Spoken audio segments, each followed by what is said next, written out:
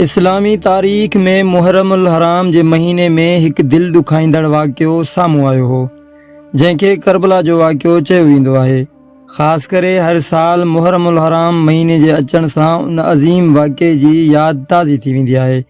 हिन इस्लामी महीने जी शुरूआती उशरो करबला जे शहीदनि पाक पैगम्बर जे बहादुर बचड़नि जी यादि ॾियारे थो ऐं उम्मत रसूल खे सबक़ सेखारे थो त करबला जी ततल धरती मथां मुसाफ़िर बणिजी आयल नबी सल्लल्लाहु अलैहि वसल्लम जे प्यारनि बचड़नि हक़ ऐं सच जो अज़ीम मिसाल छॾियो।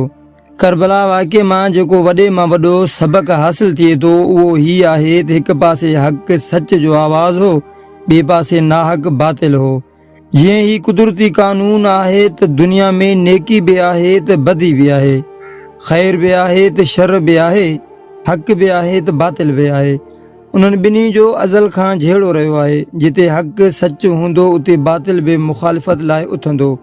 हक़ ऐं बातिल जो मुक़ाबिलो अज़ल खां हलंदो पियो अचे, जेको क़यामत ताईं हलंदो रहंदो। जेको हक़ सच ते हलंदो उहो हमेशह कामयाबु रहंदो। जेको बातिल जी हिमायत में अची वियो उहो सदाईं नुक़सान में हूंदो। हक़ वारनि जी मदद लाइ ख़ुदि अल्लाह ऐं फ़रिश्ता हूंदा आहिनि ऐं बातिल ऐं कूड़े जा हिमायती इब्लीस ऐं उन जो लश्कर हूंदो आहे। उहो अल्लाह जो अटल फ़ैसिलो आहे त फ़तेह हमेशह हक़ वारनि जी थींदी आहे। हक़ वारा बातिल जे मुक़ाबले में हयाती ॾियनि त शहीद बणिजी वञनि। जेकॾहिं फ़तेहाब थी मोटनि त गाज़ी रब राज़ी। मतिलबु त हक़ सच वारनि लाइ ॿिन्ही पासनि खां इनाम आहिनि।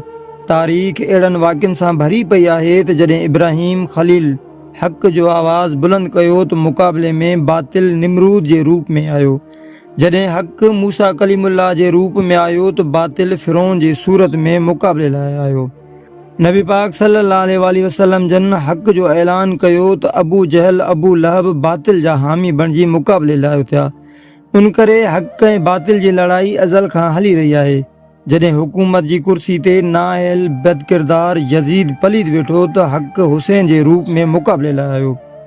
हक़ वारे हज़रत इमाम हुसैन रज़ी अल्लाह ताला अन्हु मदीने जहिड़ो प्यारो मिठो वतन छॾियो, मके पाक में अल्लाह जो घर छॾियो। अबाणो शहर घर छॾे परदेसी बणिजी बातिल जे मुक़ाबले में मैदान ते आयो। करबला वाक़ियो अवाम जे लाइ हिकु नसीहतनि भरियो पैगाम आहे, जंहिं पैगाम ते अमल करण जी ज़रूरत आहे। करबला जे मैदान में जेको कुझु थियो उन दिलि ॾुखाईंदड़ वाक़िए मां हर शख़्स वाक़िफ़ आहे त उते हक़ सच ऐं बातिल जे विच में जंग हुई। इमाम आली मक़ाम इमाम हुसैन हक़ सच ते साबित क़दम बीही बातिल जे लश्कर खे शिकस्त ॾियण में कामयाबु हुयो, जंहिं सबबु अॼु हज़ारे साल गुज़री वञण बावजूदि नसल दर नसल इमाम हुसैन रज़ी अल्लाह अन्हा जो शान बयानु थी रहियो आहे। संदसि तारीफ़ में क़सीदा लिखिया पढ़िया चया वञनि था। जॾहिं त ॿिए पासे यज़ीद पलीद समेत उन जे साथियुनि ते अॼु बि लानतनि जी वसकार थी रही आहे। मतिलबु त इमाम हुसैन कामयाबी हासिल कई ऐं यज़ीद पलीद खे शिकस्त नसीब थी।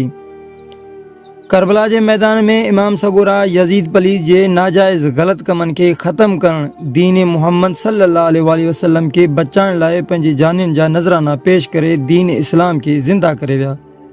उन करे असांखे बि घुर्जे त असां बि वक़्त जे यज़ीदनि जे नाजाइज़ ग़लति कमनि खे ख़तमु करण दीन इस्लाम खे ज़िंदा रखण लाइ पंहिंजी जानियुनि जा नज़राना पेश करे हक़ीक़ी हुसैनी फ़िक्र जा अलमदार बणिजी वञूं। यादि रहे त हक़ सच हमेशह रहणो आहे, बातिल खे शिकस्त नसीब थियणी आहे। उन करे असांखे घुर्जे त हमेशह हक़ सच जो साथ ॾेई बातिल कुवतनि यज़ीद पलीद जे साथियुनि खे शिकस्त ॾियूं। उन करे असांखे हर वक़्तु हक़ सच ते हलण जी कोशिशि करणु घुरिजे, जीअं असां बि हुसैनी काफ़िले जा मुसाफ़िर बणिजी हमेशह उन्हनि जी हक़ सच जो आवाज़ बुलंद कंदा रहूं।